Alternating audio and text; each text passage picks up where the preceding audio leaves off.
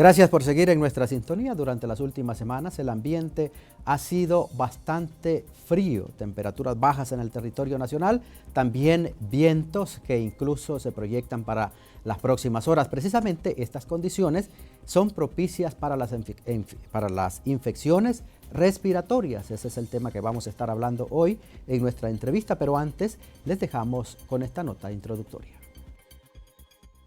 Los fuertes vientos registrados en las últimas semanas y las bajas temperaturas, lejos de generar ambientes agradables, son algunos de los causantes de enfermedades respiratorias agudas en la población. ¿Pero qué son las infecciones respiratorias agudas? Se trata de padecimientos en las vías respiratorias que evolucionan en menos de 15 días y en ocasiones de no ser tratadas a tiempo, se convierten en neumonía. Son ocasionadas en su mayoría por virus, aunque también pueden ser a causa de bacterias o parásitos que se transmiten de persona a persona a través de las gotitas de saliva que expulsamos al toser o estornudar. Algunos tipos de infecciones son la gripe, el resfriado común, la influenza y la faringitis. De enero a octubre de 2019, el Ministerio de Salud registró 1.548.261 casos de enfermedades respiratorias. Pero lo curioso es que solo en la semana del 6 al 12 de octubre, los casos se dispararon, contabilizando un total de 49.064 pacientes con este tipo de infecciones. Esto solo en el lapso de una semana.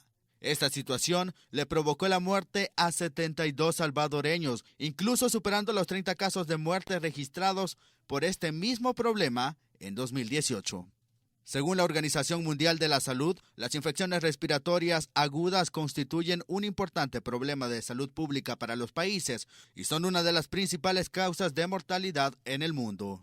Para prevenir una infección de este tipo debemos lavarnos frecuente las manos con agua y jabón o una solución de alcohol. Pero cuando ya se tiene el virus, es recomendable cubrirse la boca al toser o estornudar, utilizar toallas de papel para contener las secreciones respiratorias y botarlas a la basura después de usarlas. Christopher Cornejo, Comunidad al Día. Ese es el tema del cual vamos a conversar hoy, las infecciones respiratorias agudas. Ya se encuentra con nosotros el doctor Kelvin Alfaro de Safe Life, a quien le damos la más cordial de las bienvenidas. Buenas tardes. Muy buenas tardes, gracias a ustedes por la invitación. Y vamos a hablar de un tema importante para la población, que es la infección de vías respiratorias agudas. Más ahora en este clima que ha estado tan cambiante. Hemos estado con calor durante el día y frío durante la noche. Y eso hace propenso más que todo a los pequeños a que tengan más frecuentes infecciones de vías respiratorias. Y como ya estábamos viendo ahí, que en nuestro medio, más en nuestro país, es de las enfermedades que más comúnmente se consultan en las unidades de salud. Usted va a ver lleno casi solo de gente con gripe y fiebre. Dentro de las infecciones respiratorias, como ya habíamos escuchado ahí, decían la faringoamigdalitis aguda. Aparte de la faringoamigdalitis aguda, tenemos la otitis media aguda. Tenemos también una enfermedad llamada Krupp, que ya casi es poco frecuente, pero en nuestro país todavía se ve bastante. Y dentro de las complicaciones que puede tener ellas, la neumonía. Prácticamente estamos hablando de virus, ¿verdad? La mayoría de las infecciones son causadas por virus. Se dice que el 70% son causadas por virus. Solamente un 30%, casi no es mucho. Pero sí, también hay infección con bacterias. ¿Y cuál es la relación que existe, como usted ya lo señalaba, las bajas temperaturas, que quieras o no, tienen alguna incidencia? Si es un virus, ¿cuál es la relación que existe con las bajas temperaturas, con los vientos, por ejemplo? Generalmente en países como el de nosotros, los virus se replican en su mayoría cuando hay climas fríos y húmedos. Mientras más humedad hay en el ambiente, los virus se andan más en el ambiente. Entonces estamos más propensos a adquirir alguna de estas enfermedades. Esa es la relación. Y aparte de eso, en nuestro país no es solo eso, sino que también el hacinamiento. Usted mira que en una casa no viven solo mamá, papá, hijos, sino que vive tía, o los sobrinos, o los más nietos. Suegras, cuñados y hasta los chuchos están ahí. Entonces eso también incide. Lo hace más propenso. Usted mira a un niño enfermo y la mamá dice, ya se le va a pasar a los demás ahí en la casa. Y en el caso, por ejemplo, que nos da una leve alergia, ¿cómo es que eso se puede llegar a convertir ya en una enfermedad, por ejemplo, respiratoria aguda? Porque a veces eso pasa, comenzamos con una alergia, comenzamos con unos leves estornudos, una leve tos, pero ya después ya está complicado.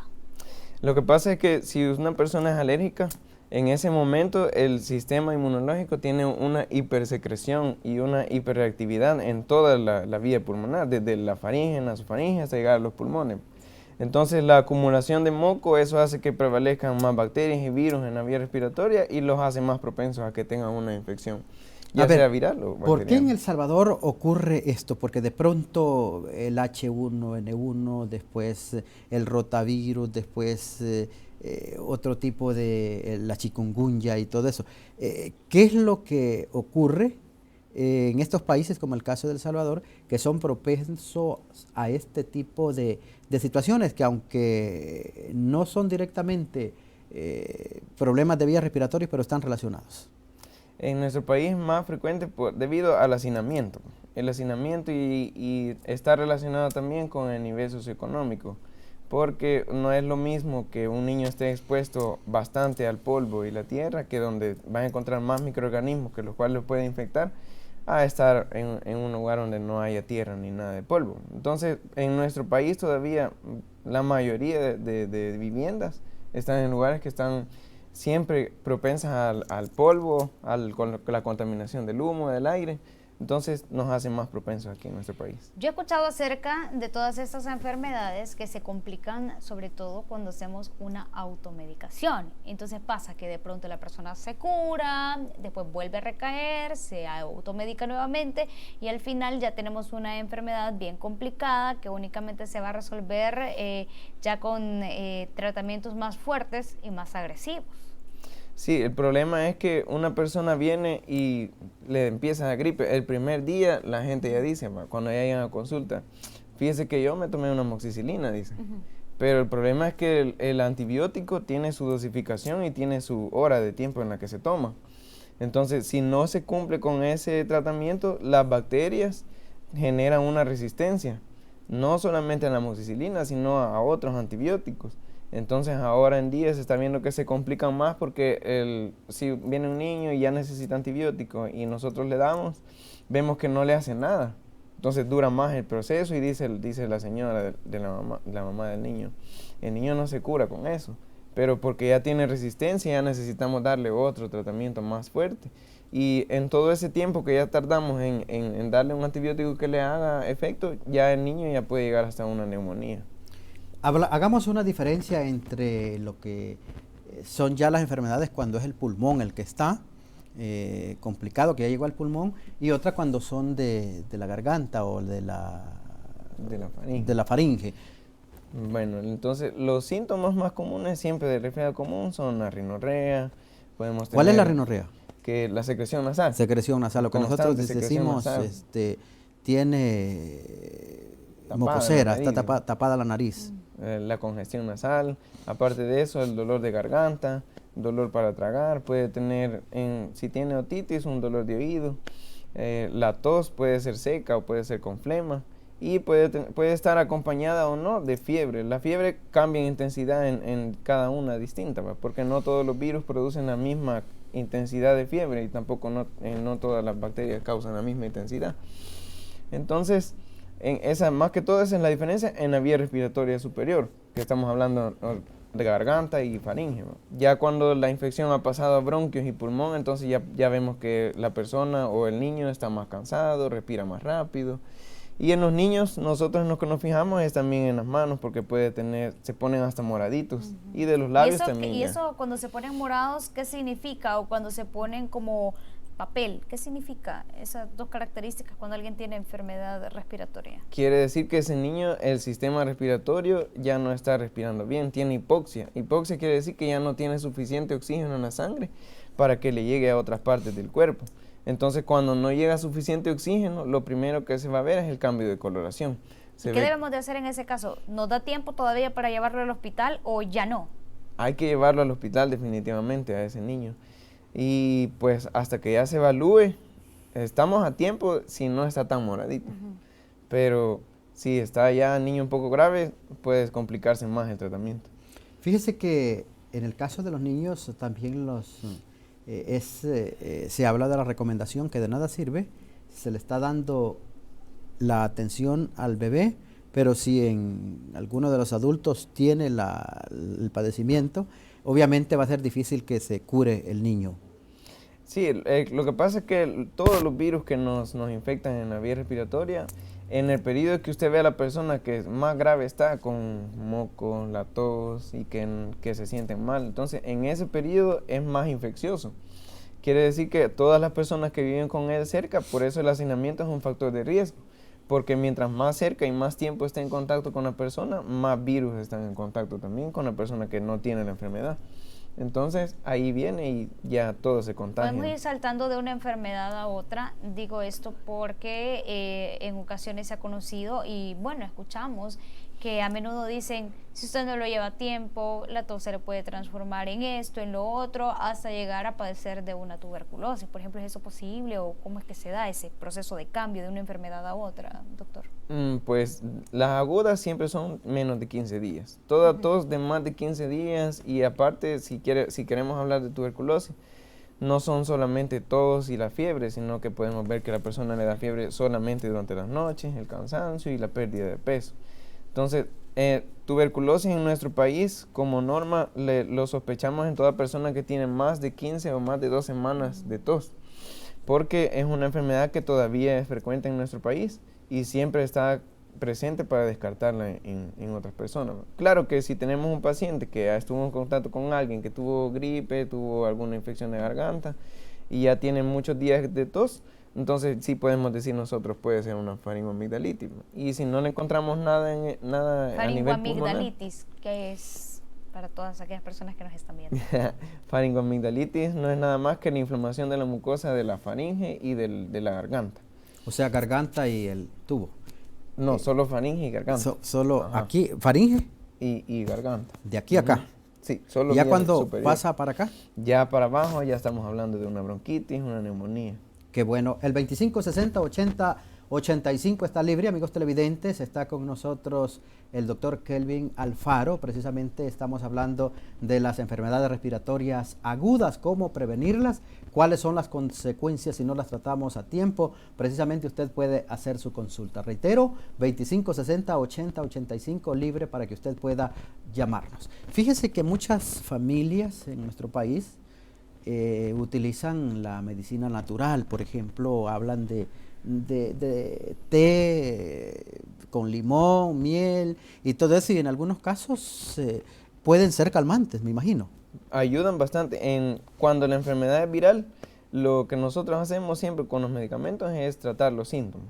Entonces, estos medicamentos naturales, hay muchos en nuestro medio, los que más que ocupan en la casa, pues hacen té con limón, manzanilla y jengibre. Un poquito de alcohol. Y, no, esa ya es otra cosa. Tenemos llamada, doctor. Adelante, buenas tardes.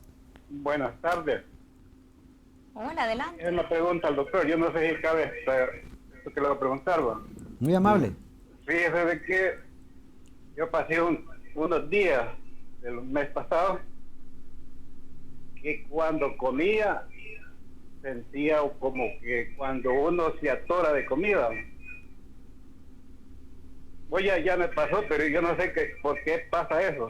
¿Le dolía la Gracias. garganta? Sí, me dolía un poco, ajá. ¿Cómo no? Okay. Solo para tragar. Ya colgó. Solo para tragar, ¿verdad? Sí, de la garganta, ajá. Ahí está. ¿Cómo no? Ahí está. Bueno, no está relacionado con las vías respiratorias, pero podemos estar hablando de algún problema de reflujo, puede tener una hernia y tal. Yo le recomendaría mejor que se acerque a consultar porque hay que hacerle otras preguntas sobre otros síntomas también. Hay que ver si por las noches cuando él se acuesta no siente que se le regresa algo de comida. Hay que ver también si no sufre de pirosis, que se llaman los eructos a cada rato. Y pues con eso descartamos otras enfermedades. Porque hay que ver, puede ser una disfagia por una esofagitis, que el esófago está inflamado, pero puede tener problemas de reflujo o de gastritis o una hernia y tal. ¿Y qué pasa con las amígdalas? Que incluso las quitan algunas veces porque también generan algún tipo de problema. Más que todo en niños. Amígdalas, nosotros tenemos 4 tipos de amígdalas en la vía superior. Están unas en la nasofaringe, que están entre la nariz y la boca, otras que están arriba en el paladar, las que ya conocemos, las 2 pares de amígdalas, y otras atrás de ellas todavía tenemos muchas amígdalas ahí, entonces todas esas, más que todo en los niños pequeños se da. que cuando se inflama demasiado no depende solo del mecanismo por el virus o la bacteria, sino que también depende del niño si es alérgico, si ya tiene problemas inmunológicos. Entonces hace que se inflame demasiado y al inflamarse demasiado obstruye la vía respiratoria. Entonces ahí tenemos los niños que andan con la boca abierta, respiran con la boca abierta, se cansan rápido, hacen ruido para dormir y que usted lo escucha, la voz nasal, así se llama. Correcto, así hablan un poco así, así bastante, hablando. Graciela. Ah, No, lo que pasa es que, pero también queremos saber cómo Qué se puede barbaridad, corregir ese tipo de situaciones. Hay tratamientos. La operación se decide pues ya cuando, como es más frecuente en niños, entonces la operación se decide cuando ya después de un año de tratamientos con infecciones recurrentes, el niño no cede y sigue igual, entonces se decide la operación. Pero hay tratamientos que ayudan a desinflamar, más que todo son esteroides inhalados por vía nasal. Se pueden poner, no tanto por la boca, porque solo es para desinflamar las amígdalas, sino que se hace con tratamiento sistémico. Se le pueden dar esteroides por vía oral, vía y sistémica. al retirar, por ejemplo, las amígdalas, ¿no se hacen más propensos a enfermedades o algo así? Esa es una creencia que tienen muchas personas. ¿Para qué Sí, sirven las amígdalas? Las amígdalas sí son parte importante de las defensas de nuestro cuerpo en la vía superior, porque ahí tenemos linfocitos que nos ayudan que cuando llega un antígeno, o sea, un microorganismo patógeno, ahí se detecta por medio del cuerpo y ahí empieza la defensa hasta que se destruye el microorganismo. Cuando se le quitan las amígdalas al niño, lo único que se hace es liberar esa vía respiratoria y que no se inflame. Que no se inflame. No tenemos solo esa defensa en el cuerpo, sino que al llegar ya más interno también tenemos otro tipo de células que nos pueden ayudar a eso, y aparte los cilios que ya tenemos en la nariz, los famosos pelitos. Y en el caso de la sinusitis, ya hay, también se puede corregir con operación. Más que todo con medicamentos, pero la sinusitis, si tiene pólipos, porque hay pólipos, los pólipos son unas masas que salen como de moco adentro de la nariz, hasta adentro de los cornetes. Si eso obstruye la vía respiratoria, eso da sinusitis. Entonces ahí sí le convendría la operación, se quita el pólipo y ya se libera la vía respiratoria. Pero si solo es inflamación de los cornetes, pues ahora hay medicamentos inhalados esteroideos que lo mantienen. ¿Y qué pasa, por controlado. ejemplo, cuando se nos ha complicado eso? Porque el problema es que a veces hay personas que padecen de dolor y es porque justamente tienen acumulado en la parte de la frente esa cantidad de mucosidad. Pero antes de resolver esa pregunta, vamos a ir a la línea porque alguien se quiere comunicar con nosotros. Adelante. Buenas tardes. Fíjense que yo tengo una consulta que hace 2 años tengo inflamadas las amígdalas y he consultado, pero no me dan una respuesta. Entonces quisiera saber qué puedo hacer, porque cuando estoy comiendo me cuesta bastante tragar y siento como que me ahogo cuando voy a tragar. ¿Y ya le han ¿Me dicho que pueden son las amígdalas? Una respuesta. Ya ha pasado consulta y le han dicho que son las amígdalas. Sí, es que las amígdalas las tengo inflamadas. ¿Cómo no? Doctor. Bueno, entonces en ese caso sí puede haber una hipertrofia, porque también existe hipertrofia de las amígdalas sin necesidad de que tengamos alguna infección. Claro que eso sí la hace más propensa a que tenga infecciones más frecuentes. Yo le recomendaría, hay medicamentos que se utilizan para desinflamar, incluso hay sprays bucales que se utilizan solo para problemas de las amígdalas. Y los ganglios siempre pueden estar inflamados. Lo más seguro es que ella también ya tenga un problema que sea alérgica, demasiado alérgica al polvo o a los pelos de animales. También hay que evitar un poquito de eso, del contacto en la casa. El polvo, los animales, si tienen pericos, que esos también sueltan demasiado Los perritos, material. los gatos. Eso también la hace más propensa a ella porque tiene mucho inflamadas las amígdalas. Sí debería de consultar y intentar darle un tratamiento. Ya si después se ve que las amígdalas no se desinflaman, pues puede llegar hasta una Y en el caso, amigdalectomía. Tal Y- vez para terminar con la Ok. consulta de la señora, Con gusto. ¿qué medicamento así específico puede utilizar ella para ese tratamiento? Porque ya le dijeron que las tiene inflamadas. ¿Qué medicamento específico? Y si no tiene con eso, obviamente imagino que pudiese quitárselas, ¿no? Pues ahí ya hay que evaluarla en una consulta para ver si se puede operar. Pero lo que ella puede utilizar para aliviársela, puede utilizar enjuagues o gárgaras de bicarbonato, y si no, pues hay un enjuague con clorexidina. también ayuda a desinflamar. Y si no, pues puede utilizar un spray que se llama Medilosan, que es a base natural, como estábamos hablando de medicamentos naturales, y ayuda a desinflamar bastante. Vamos a la línea telefónica nuevamente. Adelante. Hola, buenas. Hola, adelante. Fíjese que yo tengo una niña de recién nacida. Entonces, ella me tuvieron ingresada en el hospital. Estaba como en el lugar donde ella me tenían ingresada, tenían aire acondicionado. Y entonces de ahí salió como estornudando. Y ya tiene 1 mes y medio y ella, la nariz se le tapa y hay veces que respira algo cansadita, pero siempre estornuda frecuentemente y ya empieza con tos. Cómo no, muchas gracias por su llamada. Bueno, doctor, ¿qué se puede hacer en estos casos? Es frecuente porque los niños nacen en los hospitales donde en el entorno pasan los buses tirando humo y por supuesto también el frío que hace del aire acondicionado. Sí, es propenso.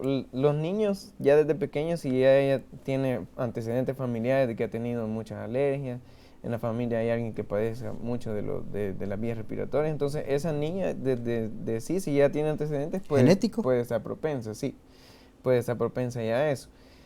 Yo le recomendaría mejor que se consulte porque necesitaría un tratamiento más largo para desinflamarle la vía respiratoria y darle a esa niña, ayudarle que pueda respirar mejor. Si tiene ese problema que ella dice que no puede respirar porque le hace ruidos en las noches, probablemente tiene inflamadas todas las amígdalas. Se le tapa la naricita y lo que recomiendan los médicos en este caso son las terapias. Se puede utilizar terapias, pero como para eso tiene que consultarme. Entonces, si no, lo que puede utilizar son solución salina.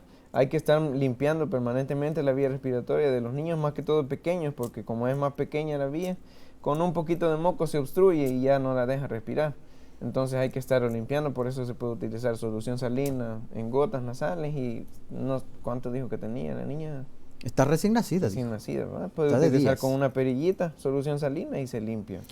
Veo yo que también le sacan los moquitos con un dispositivo que hay. El sacamoco. Exacto, y también la otra cuestión que quería preguntarle si no hay alguna consecuencia negativa cuando se utiliza mucho la terapia. Si está indicado en el paciente, pues no hay mayor consecuencia, porque la terapia solo se utiliza cuando ya el paciente en realidad la necesita.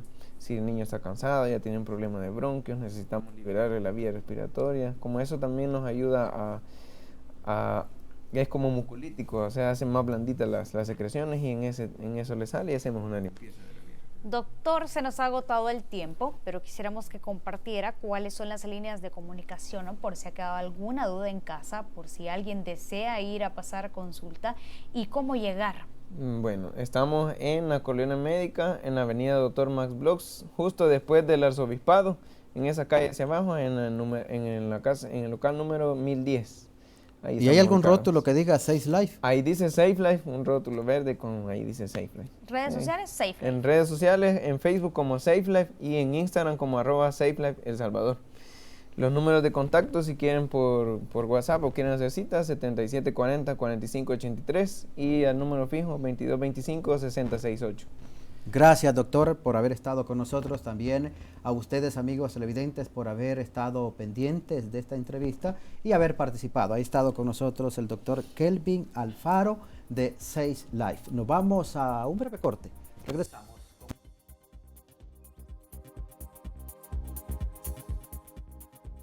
¿Quién dijo la frase? La democracia son 2 lobos y un cordero diciendo que van a cenar. Literal A, Benjamin Franklin. Literal B, Thomas Jefferson. Literal C, Abraham Lincoln. La respuesta más adelante.